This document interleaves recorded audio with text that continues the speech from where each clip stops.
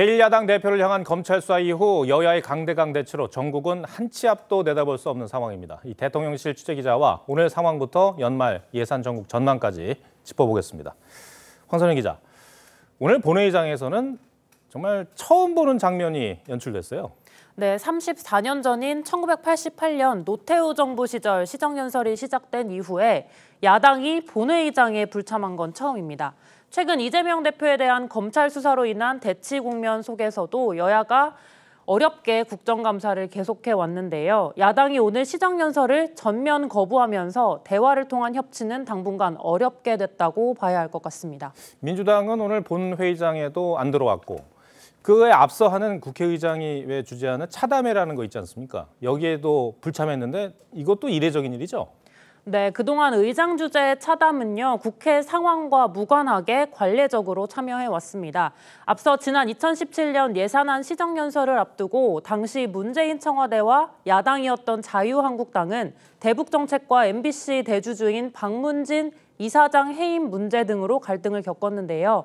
당시 홍준표 대표가 여야 대표 청와대 오찬에는 두 차례 불참했지만 시정연설 차담엔 참석했고 본회의장에도 들어갔었습니다.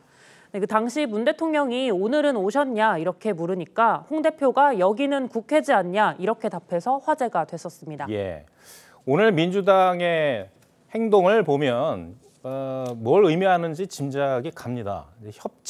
협조할 생각은 현재로서는 없다 이런 건데 그래서 예산안 처리를 민주당이 안 해주면은 사실상 안 되는 건데 대통령 고민이 크겠습니다. 네, 이번 예산안은 윤석열 정부의 주요 국정 과제가 담긴 첫 예산안입니다. 오늘 윤 대통령이 야당 보이콧 예고에도 국회를 찾은 건 역시 그런 의미가 담겨 있는데요. 예산안 처리 자체가 불투명한 상황이라 향후 국정과제 추진에도 상당한 제약이 따를 가능성이 높습니다. 네, 또 민주당은 대통령실 이전 관련 예산과 같은 큰 폭의 예산 삭감과 또 예산 반대를 벼르고 있어서 민주당이 위원장을 맡고 있는 예결위에서 예산 삭감 문제를 두고 여야 갈등도 격화될 수 있습니다. 이런 상황이 지속이 되면은 왜 여야가 일정 부분 의견을 좁혔던 문제들 있잖아요. 이런 것들도 논의가 당분간은 힘들어지는 거 아닙니까? 네, 맞습니다. 이 여야는요, 지난달 초 종부세 완화를 일부 합의했는데 강대강 대치 전국에 조세특례법 개정 시한을 넘겼고 또 정부안 기준으론 과세 대상에서 제외됐던 9만 3천 명이 도로 종부세를 납부해야 하는 상황이 됐습니다. 결국 협치 상실의 피해는 고스란히 국민들에게 돌아갈 수밖에 없습니다. 만약 예산안 처리가 법정 시한을 넘기게 되면은 어떻게 되는 겁니까? 네, 일단 국회 예산안 처리 시한은 12월 2일까지인데요. 이 여야 합의가 안 되면 12월 1일 정부안이 자동 상정됩니다. 정기국회 기한인 12월 9일은 물론 12월 31일까지 예산안이 통과되지 못하면 전년도와 동일한 규모의 준예산을 집행해야 하는데요. 이것도 전례가 없었습니다.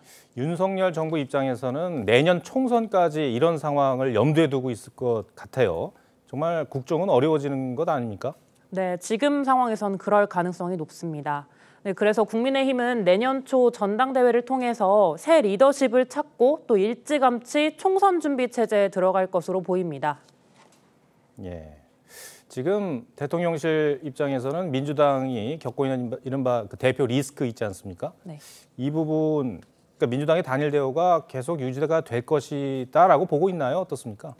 네, 단일 대우는 이미 흔들리고 있다고 볼 수 있는데요. 여기에 검찰 수사가 더 진행될수록 이른바 반명 진영의 목소리도 더 커질 것으로 보입니다.